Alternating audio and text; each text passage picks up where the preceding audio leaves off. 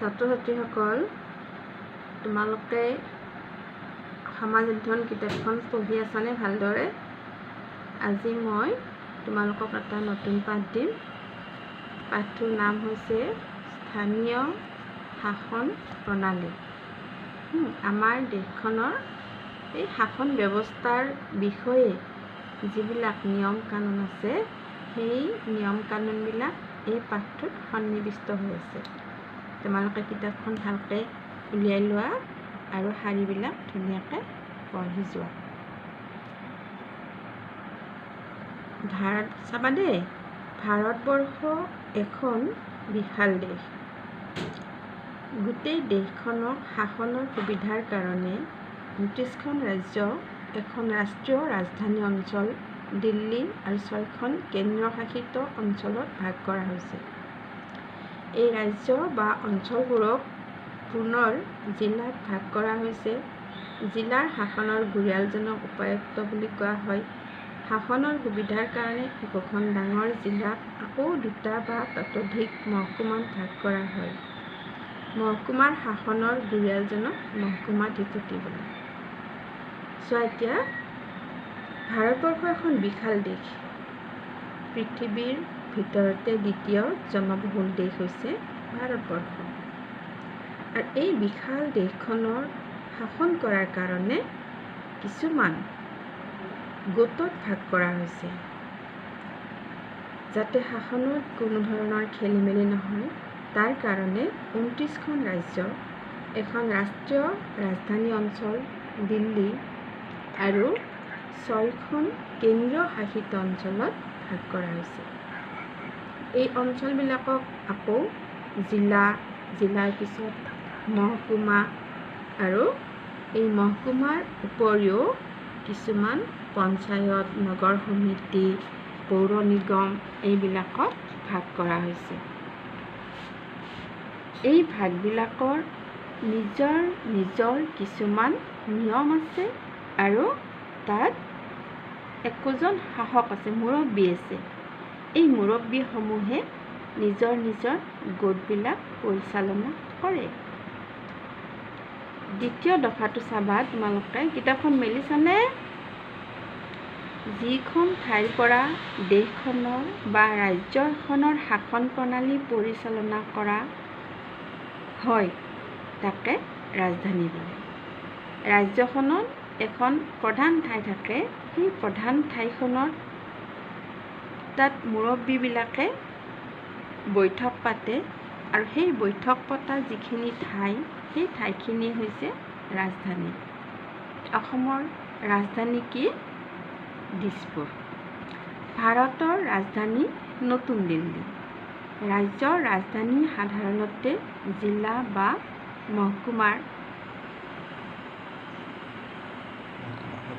সদৰতকৈ ডাঙৰ। ইয়াত ৰাজ্যিক পৰ্যায়ৰ কাৰ্যালয়সমূহ থাকে। ৰাজ্যৰ বাবে আইন প্ৰণয়ন কৰিবলৈ বিধানসভা ৰাজধানীতে বহে। ৰাজ্যৰ মুৰব্বী আৰু মন্ত্ৰীসকল ইয়াত থাকে। গতিকে ৰাজ্যৰ ৰাজধানীখনত, ৰাজধানী চহৰখনত সকলোৰে মুৰব্বীবিলাক তাত বহে আৰু শাসন ব্যৱস্থাৰ বিষয়ে তাত আলোচনা কৰে। আমাৰ দেশৰ সকলো ঠাইতে প্ৰশাসন আৰু উন্নয়নৰ বাবে গোটেই দেশখনতে কিছুমান সৰু সৰু গোট বা সমিতি গঠন কৰা হৈছে। এই সমিতিবোৰৰ সদস্যসকলক জনসাধাৰণে নিৰ্বাচন কৰে। জনসাধাৰণে নিৰ্বাচন কৰে কাৰণ ভাৰতবৰ্ষ এখন গণতান্ত্ৰিক দেশ। ভাৰতবৰ্ষৰ প্ৰজাই সকলোবিলাক কৰে। তেওঁলোকৰ সুবিধাৰ কাৰণে, প্ৰজাৰ সুবিধাৰ কাৰণে, প্ৰজাক চোৱা চিতা কৰাৰ কাৰণে একোজন জনপ্ৰতিনিধি নিৰ্বাচন কৰা হয় আৰু তেওঁলোকে জনসাধাৰণৰ সকলো কাম কাজ চোৱা চিতা কৰে। তেওঁলোকক জনপ্ৰতিনিধি বোলে। জনপ্ৰতিনিধিসকলৰ জৰিয়তে জনসাধাৰণে নিজৰ শাসন নিজেই কৰে। তেওঁলোকে যিহেতু মত দান কৰি বা ভোট দি নিৰ্বাচন কৰে, সেইকাৰণে জনপ্ৰতিনিধিসকলে ৰাইজৰ সুখ সুবিধাৰ বিষয়ে অৱগত হয় আৰু তেওঁলোকৰ অসুবিধাবোৰ দূৰ কৰিবৰ কাৰণে চেষ্টা কৰে। এই গোটবোৰক স্থানীয় স্বায়ত্তশাসনৰ গোট বোলা হয়। এইবিলাকৰ জৰিয়তে জনসাধাৰণৰ সমস্যাবিলাক সমাধান কৰি জনসাধাৰণক স্বাৱলম্বী কৰি তুলিবলৈ চেষ্টা কৰা হৈছে। এই ব্যৱস্থাক আমাৰ দেশত স্থানীয় স্বায়ত্ত শাসন প্ৰণালী বোলে। এই যিবিলাক গোট আছে, জিলা, মহকুমা বা গাঁও পঞ্চায়ত, পৌৰ নিগম, পৌৰসভা, এই সকলোবিলাকৰে একোটা মুৰব্বী থাকে আৰু তেওঁলোকে আলোচনা মৰ্মে আমাৰ দেশৰ এই গোটসমূহ, জনসাধাৰণৰ গোটসমূহ পৰিচালনা কৰে। এই ব্যৱস্থাটোকে আমি স্থানীয় স্বায়ত্তশাসন বুলি কওঁ। অসমৰ স্থানীয় স্বায়ত্তশাসনৰ গোটবোৰক নগৰ অঞ্চলৰ বাবে পৌৰ নিগম, পৌৰসভা আৰু নগৰ সমিতি, গাঁও অঞ্চলৰ বাবে গাঁও পঞ্চায়ত, আঞ্চলিক পঞ্চায়ত আৰু জিলা পৰিষদ হিচাপে ভাগ কৰা হৈছে। এতিয়া চোৱা, অসমৰ যিবিলাক স্বায়ত্তশাসনৰ গোট আছে, সেই গোটসমূহ নগৰ অঞ্চলত বেলেগ হয় আৰু গাঁও অঞ্চলত বেলেগ হয়। নগৰ অঞ্চলৰ গোটসমূহক কোৱা হয় পৌৰ নিগম, পৌৰসভা আৰু নগৰ সমিতি। তেনেকৈ এই স্বায়ত্তশাসন ব্যৱস্থা গাঁও অঞ্চলতো আছে আৰু এই গাঁও অঞ্চলত থকা ব্যৱস্থাবোৰ হৈছে গাঁও পঞ্চায়ত, আঞ্চলিক পঞ্চায়ত আৰু জিলা পৰিষদ। এনেকৈ ভাগ ভাগ কৰি দিয়া হয় যাতে জনসাধাৰণৰ শাসন কৰাত তেওঁলোকৰ সুখ সুবিধা আৰু অসুবিধাবোৰ জনাত সুবিধা হয়। এতিয়া চোৱা, পৌৰ নিগম। ব্যৱসায় বাণিজ্য, জনসংখ্যা আদি বৃদ্ধি হৈ যেতিয়া একোখন নগৰ মহানগৰত পৰিণত হয়, তেতিয়া তাত পৌৰ নিগম স্থাপন কৰা হয়। যেতিয়া এটা এলেকাত বহুত জনসংখ্যা হয়, ব্যৱসায় বাণিজ্য আৰু জনসংখ্যা অধিক হয়, তেতিয়া সেই এলেকাটো কি হয়, মহানগৰত পৰিণত হয়। আৰু এই মহানগৰত কি কৰা হয়, পৌৰ নিগম ব্যৱস্থাটো প্ৰৱৰ্তন কৰা হয়। বৰ্তমান অসমৰ কেৱল গুৱাহাটীতহে পৌৰ নিগম আছে। অসমৰ গুৱাহাটী হৈছে মহানগৰ আৰু এই মহানগৰতে পৌৰ নিগমৰ ব্যৱস্থাটো হৈছে। 1969 চনৰ গুৱাহাটী পৌৰ নিগম আইন মতে 1974 চনত গুৱাহাটী পৌৰ নিগম স্থাপন কৰা হয়। এখন আইন পৌৰ নিগম আইন 1969 চনৰ আৰু সেই আইন মৰ্মে 1974 চনত গুৱাহাটী পৌৰ নিগমখন স্থাপন কৰা হয়। পৌৰ নিগমৰ সদস্যসকলক কোৱা হয় কাউন্সিলৰ।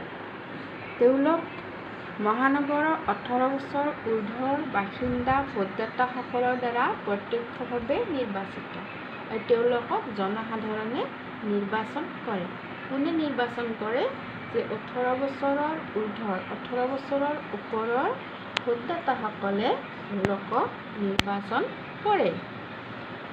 পৌৰ নিগমৰ মুৰব্বীজনক মেয়ৰ বোলা হয় আৰু যাক নিৰ্বাচন কৰি অনা হয় সেই পদবীটোৰ নাম হৈছে মেয়ৰ। গুৱাহাটী পৌৰ নিগমৰ বাবে চৰকাৰে এজন আয়ুক্ত নিযুক্ত কৰে।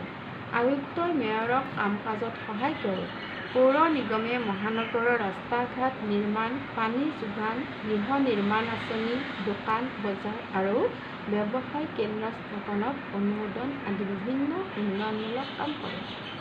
পৌৰ নিগমৰ জৰিয়তে মহানগৰখনৰ যিমানবিলাক জনসাধাৰণৰ অসুবিধাৰ কাম আছে সেই কামবিলাক কৰে। ৰাস্তা ঘাট নিৰ্মাণ, পানী যোগান, গৃহ নিৰ্মাণ, দোকান বজাৰ, সুলভ মূল্যৰ দোকান, এই সকলোবিলাক কামে পৌৰ নিগমৰ দ্বাৰা পৰিচালিত হয়।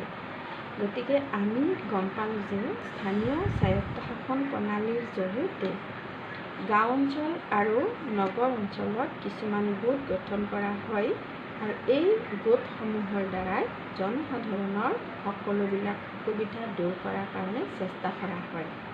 পৌৰ নিগম হৈছে মহানগৰৰ এটা স্থানীয় স্বায়ত্তশাসন ব্যৱস্থা।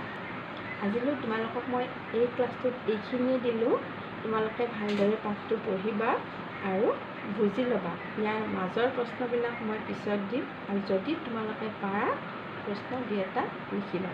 এই পিছৰ পাঠখিনি মই আন এদিন দিম। তোমালোকে আগৰ পাঠবোৰ আৰু এতিয়া বৰ্তমান যি দিছোঁ এই পাঠটো তোমালোকে ভালকৈ পঢ়িবা দেই।